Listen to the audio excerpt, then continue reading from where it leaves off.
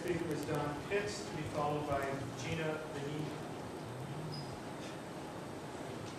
My name is Don Pitts, and I'd like to endorse all the remarks of the previous speaker.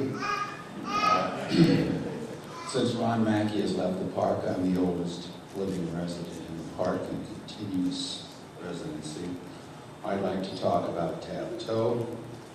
I'm firmly opposed to a parking lot at Taft Toe.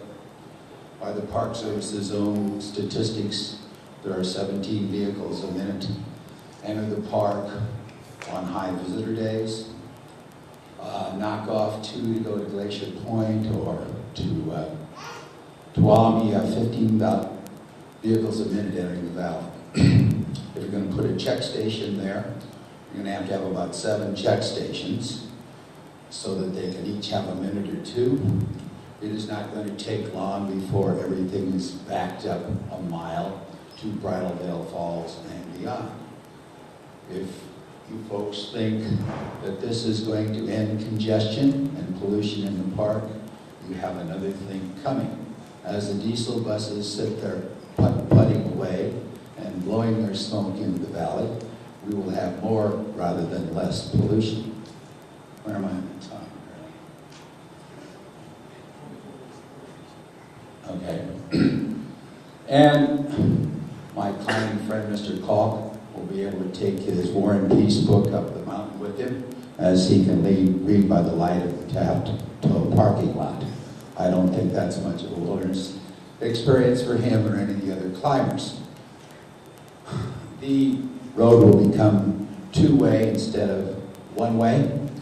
It is an infantry commander's dream, and I refer to the fact of the defensibility of that corridor.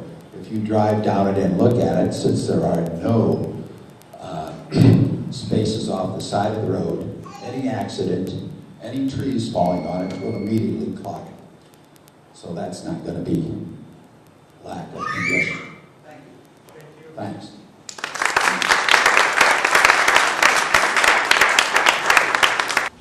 I want to apologize. I don't feel like I'm making specific comments, but I do feel I have general concerns that I would like to voice. I feel that the Merced River Plan should focus on protecting, preserving, and restoring the qualities that made the Merced River wild and scenic in the first place. I feel that enhancing these wild and scenic qualities will enhance visitor experiences. I'm in favor of a wide river corridor, at least a quarter mile from the high water line, and I believe that within this corridor there should be no construction of new facilities, and some of the existing facilities should be removed to enhance the health of the river. I am opposed to parking lots such as that at Taft Toe and Camp 6, and I believe that the yards or a bus plan would work to solve the traffic congestion problem. I think that in this plan we need to remember what made people want to come to Yosemite in the first place, and that's just the beauty and the natural condition of it when we first came. I think we should try and keep it that way. Thank you. My name is Ron Mackie, and I represent the Hickory chapter of Sierra Club. First, I think it's really important to thank the government and concession employees for the tremendous effort they've had to make during this difficult period. This is a historic period, and we're talking about, are we going to let the river dictate what we do up here, or the tourism industry? It's a very difficult debate, and there's arguments on both sides. Secondly, it's very important, and I say this with the greatest of respect, there is a CFR. I couldn't believe this 1,000-page document, because all the superintendents I ever worked for said 10 pages. So I did find a CFR that said no environmental impact statements over 150 pages, except in extreme circumstances, 300 pages. So I respectfully submit this, and I know some of you already know it. And finally, we're very fortunate, George Whitmore, chairman of the Yosemite Committee, is here, and we have Mr. Mike McCloskey, thanks to Carl Pope, the executive director of the Sierra Club, working with our committee. And Mike we're very concerned about this issue, much like the Wilderness Act, where it took us 10 years to recognize that the Wilderness Act had even been passed, and another 10 years to implement it. The same thing seems to be happening with the Wild and Scenic Rivers Act. It is an overlay of protection. It is not equal to the Organic Act. We have an obligation to protect this river beyond an obligation to build motel units. And thank you very much.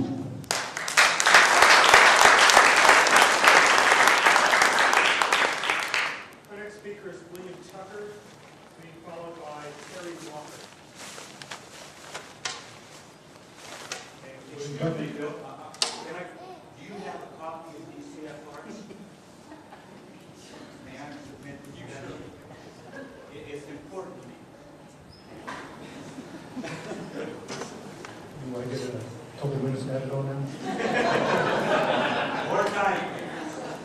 My name is William Tucker. I belong to the Mariposa Indian Council. First speaker was my uncle Jay Johnson. I have traveled all over this mountains. I have worked for the utility district in Yosemite. I have been to every Sierra camp in this park. I have traveled whole rims in this park. I do not carry no letters or anything, but I do carry a bag, and the bag I carry is medicine in it. And what I'm main concerned about is keeping the rivers clean, because all we do in our Indian ways is pick up the medicine, and whatever we use has to be clean and sacred. So you guys keep this river clean and make sure that there's always somebody to back you up to try to look over your shoulder and make sure you're doing a good job. But always make sure that whatever you do, keep that river clean, because even today, you go out to these rivers and look into the rivers and see if there's any fish out there. There's hardly any fishes. I used to fish all over these mountains, and yet keep on walking way into that country to try to get some fish. And the plants, they're sacred, and only us, our people, know where to pick them. And we have too many blacktops or new parking lots. They're taking away our plants. They're taking away all the native growth we got around here, willows or redbud, you name it, whatever we use, it's always comes in this little bag. And the bag is just like the little piece of paper you guys got. It carries a lot of information and a lot of heritage. Thank you.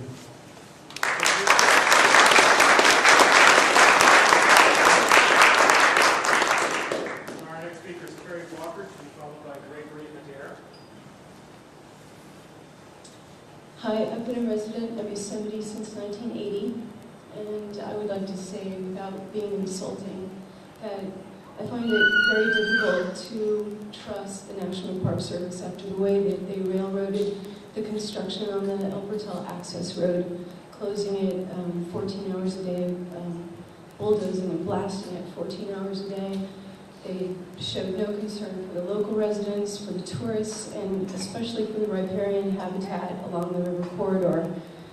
And so the feeling that I'm starting to get from these meetings, and I'm actually someone who took a look at this huge management plan, is that you're trying to railroad this too. I don't think that anybody's had enough time to actually read what is in the plan and have a chance to sort of formulate a response. Like perhaps you could have done this slideshow as a preliminary and then later come back for commentary when people had a chance to catch up to where the Park Service is, because you've been involved in this study. But we're just playing catch up here. We're very concerned. There's not, I mean, the people that I've seen at the last 2 meetings, that can't be all the people in the world that care about Yosemite Valley. I just don't think that, half the world is up to speed on this, and I think that we should have a little bit more time. And I'd also like to say that any plan that suggests a parking area at Taft Toe is also suspect, and that El Portal is obviously a very scenic area, and I'd like to see no more development, and I'd like to see a plan that preserves and enhances the outstandingly remarkable values of the Merced River instead of cashes in on them. Thank you.